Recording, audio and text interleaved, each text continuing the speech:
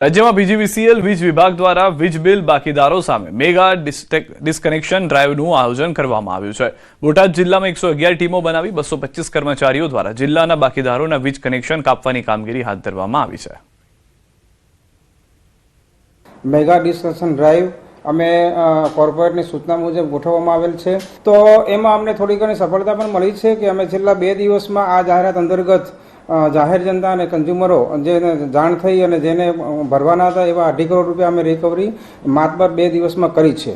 2225 કનેક્શનનો અમે ટાર્ગેટ રાખ્યો છે, તો એ કનેક્શન ટોટલી કપાશે। જે તે નજીકની ઓફિસે જઈ અને પૈસા ભરી શકશે આરસી કનેક્શન સાથે, અને પછી નિયમ પ્રમાણે અમે એનું કનેક્શન પણ ચાલુ કરી આપીશું। રાજકોટ સહિત સમગ્ર સૌરાષ્ટ્ર કચ્છ વિસ્તારમાં આજે પશ્ચિમ ગુજરાત વીજ કંપની લિમિટેડ દ્વારા મેગા ડિસ્કનેક્શન ડ્રાઈવ હાથ ધરવામાં આવી છે। ડિસ્કનેક્શન ડે તરીકે ઓળખાતી આ કાર્યવાહી અંતર્ગત 2 અથવા વધુ વીજ બિલ બાકી ધરાવતા ગ્રાહકોના વીજ જોડાણ કાપવાની કામગીરી શરૂ કરાઈ છે। રાજકોટની સૂચના મુજબ આજે પીજીવીસીએલની તમામ પેટા ઔદ્યોગિક કચેરીઓમાં મેગા ડિસ્કનેક્શન ડ્રાઈવનું આયોજન કરવામાં આવેલ છે। તેના ભાગરૂપે આજે સિટી 2 ડિવિઝનના 7 સબ ડિવિઝન છે તેમાં પણ આયોજન કરવામાં આવી રહ્યું છે, અને તમામ સબ ડિવિઝનમાં મહત્તમ ટીમો ડિસ્કનેક્શનમાં રાખી અને ખાસ કરીને જે ગ્રાહકોના 2 બિલના નાણાં બાકી છે તેના ઉપર ખાસ કરીને ડિસ્કનેક્શનની કાર્યવાહી કરવાની આજરોજ કરેલ છે। જૂનાગઢમાં પીજીવીસીએલની મેગા ડ્રાઈવ વીજ કટ કનેક્શનની કામગીરી હાથ ધરાઈ, જેમાં ખાસ કરીને 5000 ગ્રાહકના બાકી વીજ બિલના કારણ કનેક્શન કાપવા માટે 230 ટીમ બનાવીને કામગીરી કરાઈ। જૂનાગઢ જિલ્લા તેમજ વેરાવળ ડિવિઝન હેઠળના 5000 ગ્રાહકોના 4,36 લાખ રૂપિયા બાકી વીજ બિલની વસૂલાત માટે ટીમ દ્વારા કામગીરી કરાઈ।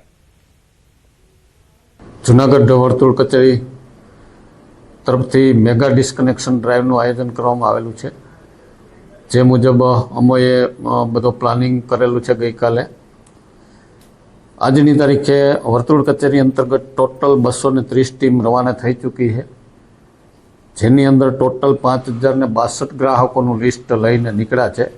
આ ગ્રાહકો એવા છે કે જે ટોપ ટુ બોટમ આવે। રાજ્યમાં 26 ફેબ્રુઆરીથી ધોરણ 10 અને 12ની બોર્ડની પરીક્ષા શરૂ થવાની છે, ત્યારે વડોદરાની મધ્યસ્થ જેલના કેદીઓ પણ પરીક્ષા આપવાના છે। વડોદરા મધ્યસ્થ જેલમાંથી 8 કેદીઓ ધોરણ 10, 4 કેદીઓ ધોરણ 12 અને દાહોદના 2 કેદીઓ પરીક્ષા આપવાના છે। જેલ પ્રશાસન દ્વારા કેદી પરીક્ષાઓ માટે જેલ સંકુલમાં ખાસ વ્યવસ્થા કરવામાં આવી છે। કેદી પરીક્ષાર્થીઓને પરીક્ષા આપવામાં કોઈ તકલીફ ન પડે તે અંગે જેલ અધિકારી દ્વારા ખાસ ધ્યાન રાખવામાં આવ્યું છે। આ વખતે 10માના 8 કેદીઓ છે અને 12માના 4 કેદીઓ છે, દાહોદના પણ 2 કેદીઓ, એટલે ટોટલ 14 જેટલા કેદી ભાઈઓ છે એ એક્ઝામ બોર્ડની આપી રહ્યા છે। એમના માટે આપણે ખૂબ સારી વ્યવસ્થા પણ કરવામાં આવી। બોટાદ નગરપાલિકા દ્વારા પરીક્ષાર્થીઓ માટે એક અનોખી પહેલ કરવામાં આવી છે। આગામી દિવસોમાં ધોરણ 10 અને 12ની બોર્ડની પરીક્ષા યોજાવાની છે, જેમાં શહેરના તમામ 18 બસોના રૂટ પર વિદ્યાર્થીઓ નિઃશુલ્ક મુસાફરી કરી શકશે। હોલ ટિકિટ બતાવી વિદ્યાર્થીઓ પરીક્ષા કેન્દ્ર સુધી તણાવમુક્ત પહોંચી શકશે। વિદ્યાર્થીઓ નિઃશુલ્ક મુસાફરી કરી તણાવમુક્ત રીતે પરીક્ષા આપી શકે તેવા ઉમદા હેતુ સાથે આયોજન કરાયું છે, અને આગામી સમયમાં અન્ય માટે પણ પ્રેરણારૂપ સાબિત થશે। જે ધોરણ 10 અને 12ની પરીક્ષા જે આવી રહી છે, તો તેની અંદર આવતા આજુબાજુના ગામડાઓમાંથી વિદ્યાર્થીઓ જે બોટાદ સિટીની અંદર આવતા હોય છે પરીક્ષા સ્થળ માટે જવા માટે, તો એ લોકોને પૂરતી સગવડ મળી રહે પરીક્ષા સ્થળ ઉપર પહોંચવા માટેની, એટલા માટે અમે આ એક પ્રયાસ કરી રહ્યા છીએ। આ બધા પ્રશ્નો છે એ હલ થઈ જાય છે અને ખુશીની લાગણીથી પોતાના ઘરેથી અને સ્થળ સુધી પહોંચી શકે આનંદથી, અને કોઈ પણ પ્રકારના બીક રાખ્યા વગર, એટલા માટે અમે એક પહેલ કરેલી છે। વલસાડ જિલ્લા શિક્ષણ વિભાગ દ્વારા આ વર્ષે બોર્ડની પરીક્ષા આપતા દિવ્યાંગ અને પ્રજ્ઞાચક્ષુ વિદ્યાર્થીઓ માટે એક સરાહનીય પહેલ કરવામાં આવી છે। સામાન્ય રીતે લહિયા મેળવવા માટે વિદ્યાર્થીઓએ સરકારી કચેરીઓને ધક્કા ખાવા પડતા હોય છે, પરંતુ હવે શિક્ષણ અધિકારીઓ જાતે જ શાળાઓ પર જઈને વિદ્યાર્થીઓની ચકાસણી કરી સ્તર પર મંજૂરી આપી રહ્યા છે। આ ઉપરાંત બોર્ડના નિયમ મુજબ આવા વિદ્યાર્થીઓને પરીક્ષામાં વધારાનો સમય પણ ફાળવવામાં આવશે। જેમને લહિયાની જરૂર પડે છે, એ સીપી હોય, અંધ હોય, એટલે નિયમ પ્રમાણે જે કોઈ પણ આવી રીતે જરૂર પડતી હોય તો અમારી પાસે દરખાસ્તો આવતી હોય, તો એ દરખાસ્તો પ્રમાણે અમે ચકાસણી કરીને આપતા હોય છે। આમ દર વર્ષે એવું થતું હોય કે આ બાળકોએ અમારી કચેરી સુધી આવવું પડે, તો આ વખતે અમે એવું વિચાર્યું કે આ બાળકો ત્યાં સુધી હેરાન થઈને આવે, એમની સાથે લઈ આવે, એના કરતાં એ જ્યાં અભ્યાસ કરી રહ્યા છે ત્યાં જ એમની રૂબરૂ ચકાસણી થઈ જાય અને એમને જે લહીઓ આપવાની કામગીરી છે એ ચકાસણી કરીને આપી શકીએ। રાજકોટ સિવિલ હોસ્પિટલની વધુ એક ગંભીર બેદરકારી સામે આવી છે। 2 મહિલા દર્દીના રિપોર્ટ બદલાઈ ગયા છે। કમળાના દર્દીને કેન્સરના દર્દી બતાવી દેવામાં આવ્યા। બ્લડ રિપોર્ટમાં બ્લડ કેન્સર હોવાનું જણાવ્યું। 18 વર્ષની યુવતીને 40 વર્ષની જણાવી। બ્લડ કેન્સરનો રિપોર્ટ પધરાવી દીધો। ઉંમરના આધારે પરિવારને શંકા જતા બેદરકારીનો પર્દાફાશ થયો। પરિવારે તપાસ કરતા રિપોર્ટ અન્ય દર્દીનો હોવાનું સામે આવ્યું। ગંભીર બેદરકારીના કારણે યુવતી અને તેમના પરિવારજનોની ઊંઘ પણ હરામ થઈ ગઈ હતી। સિવિલ સુપ્રિન્ટેન્ડન્ટ એ આ ઘટના મુજબ ગંભીર ગણાવી જવાબદારો સામે પગલાં લેવાની ખાતરી આપી। એના રિપોર્ટ્સમાં કંઈક ઇન્ટરપ્રિટેશન કે રિપોર્ટ્સમાં મિસલીડિંગ ઇન્ફોર્મેશન મળી છે। એ સમગ્ર ઘટનાની અમે અત્યારે તપાસ ચાલુ છે અને લેબોરેટરી તથા મેડિસિન વિભાગને બેઉને કોઓર્ડિનેશનમાં રહી અને રિપોર્ટ્સ અમે તૈયાર કરી રહ્યા છીએ।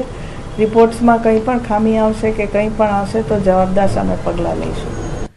જૂનાગઢ શહેર ભાજપમાં ચાલી રહેલા આંતરિક વિવાદ હવે જાહેરમાં આવી ગયો છે। ભાજપ યુવા મોરચાના પૂર્વ ઉપપ્રમુખ તેજસ જોશીએ વર્તમાન શહેર પ્રમુખ ગૌરવ રૂપારેલિયા પર કરોડોના વ્યાજ વટાવનું સામ્રાજ્ય ચલાવતા સંગઠનમાં માન્યતાઓને હોદ્દા આપવા સહિતના ભ્રષ્ટાચારના આરોપ લગાવ્યા છે।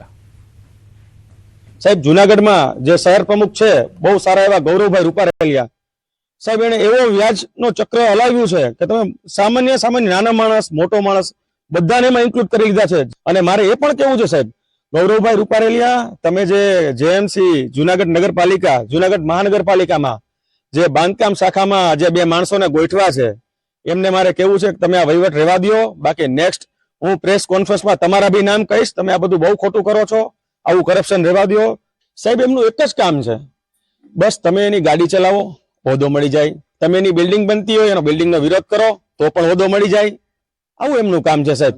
પોતાનું નામ ન આવ્યું એટલે ખોટા આક્ષેપો કરવા, ખોટા ફરિયાદો કરવી, આ પાર્ટીનું શિસ્ત નથી।